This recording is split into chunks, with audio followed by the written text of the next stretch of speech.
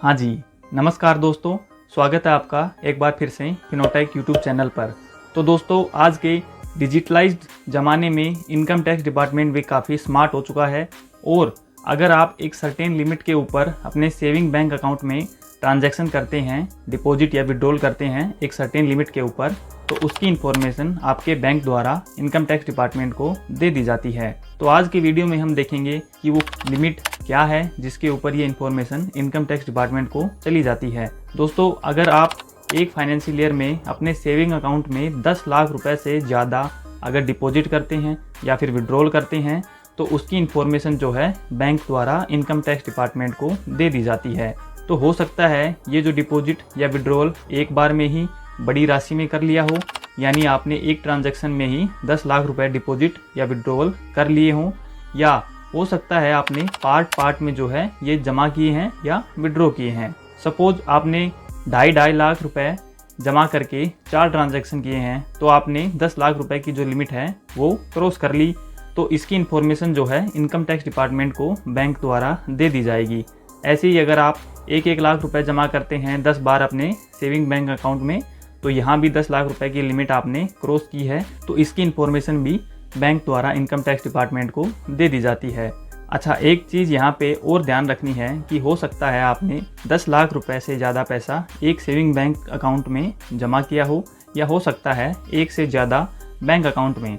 Suppose आपके पास 2 saving bank account हैं, एक SBI में है और एक HDFC में, और आपने 5 लाख रुपए एक ट्रांजैक्शन में या मल्टीपल ट्रांजैक्शन में SBI में जमा कर दिए और 6 लाख रुपए आपने एक ट्रांजैक्शन में या मल्टीपल ट्रांजैक्शन में HDFC बैंक में जमा कर दिए।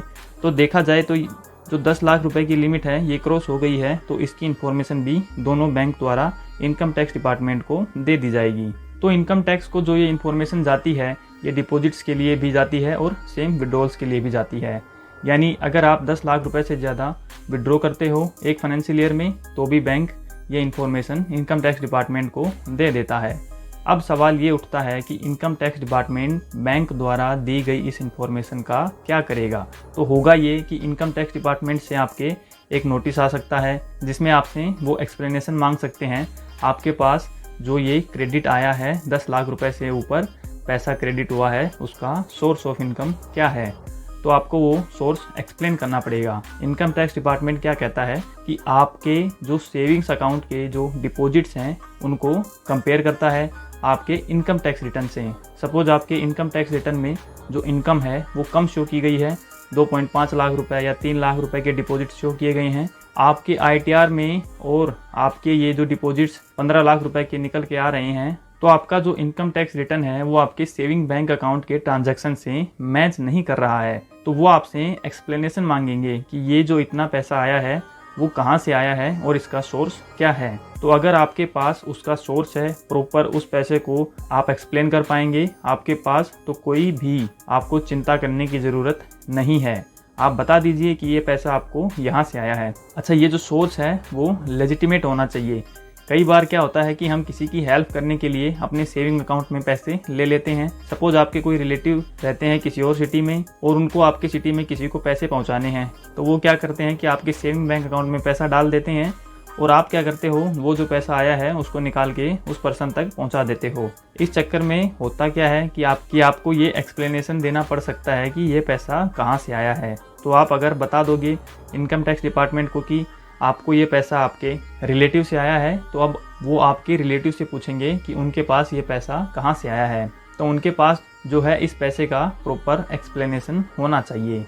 पर अगर उनके पास भी इस पैसे का एक्सप्लेनेशन नहीं है, तो भी ये पैसा आपका ही माना जाएगा। इनकम टैक्स डिपार्टमेंट और गवर्नमेंट ऑफ इंडिया क्या कह रही है कि कैश ट्रांजैक्शन को हम डिस्करेज कर रहे हैं। अभी कैश ट्रांजैक्शन से क्या होता है कि ब्लैक मनी जनरेट होता है।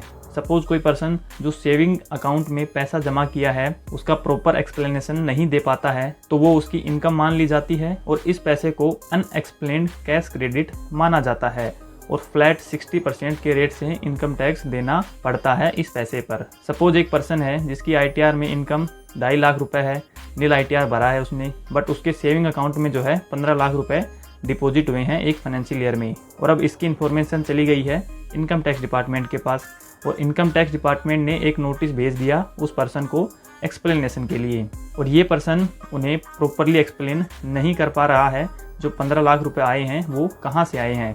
तो इनकम टैक्स डिपार्टमेंट जो है उस 15 लाख को इस पर्सन की इनकम मान लेता है और इनकम टैक्स की भाषा में इसे अनएक्सप्लेन्ड कैश क्रेडिट कहा जाता है। तो उस पर्सन को जो ये जितना भी अमाउंट अनएक्सप्लेन्ड है उस पर 60% के हिसाब से टैक्स देना होगा। तो आपको हमेशा सचेत रहना है, हमेशा अलर्ट रहना है। सेविंग अकाउंट में जो ट्रांजैक्शंस कर रहे हैं वो कभी भी किसी भी फाइनेंशियल ईयर में 10 लाख रुपए की लिमिट को क्रॉस ना करें, डिपॉजिट या विड्रॉवल दोनों केस में। अगर आपके पास इस पैसे का प्रॉपर एक्सप्लेनेशन अगर आपके पास है तो फिर कोई दिक्कत नहीं है, आप कितना भी डिपॉजिट कीजिए, कितना भी विड्रॉ कीजिए, कोई प्रॉब्लम नहीं होगी।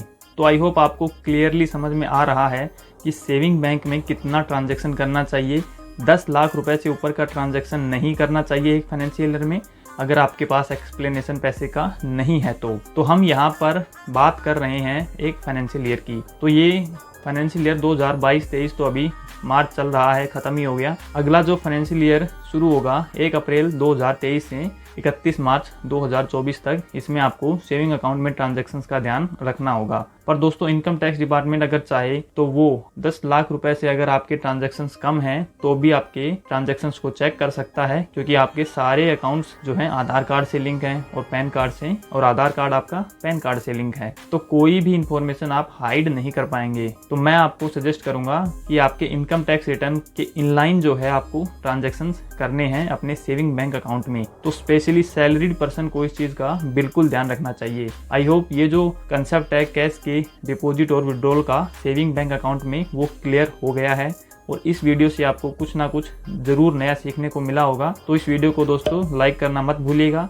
इसी तरह के इंफॉर्मेटिव कंटेंट्स वीडियोस के लिए फिनोटेक यूट्यूब चैनल को सब्सक्राइब कर लीजिए। इनकम टैक्स से रिलेटेड कोई भी अगर आपकी क्यूरी है, कोई सवाल है, तो आप हमसे कमेंट सेक्शन में पूछ सकते हैं। इसके साथ साथ अगर आप फाइनेंशियल ईयर 2022-23 का इनकम टैक्स रिटर्न भरवाना चाहते हैं तो नीचे स्क्रीन पर नंबर फ्लैश हो रहा है और उस पर आप वो अपना व्हाट्सएप मैसेज कर सकते हैं। इस वीडियो में बस इतना ही, मिलते हैं जल्द ही किसी और इन्फॉर्मेटिव वीडियो के साथ। तब तक के लिए टेक केयर, अलविदा।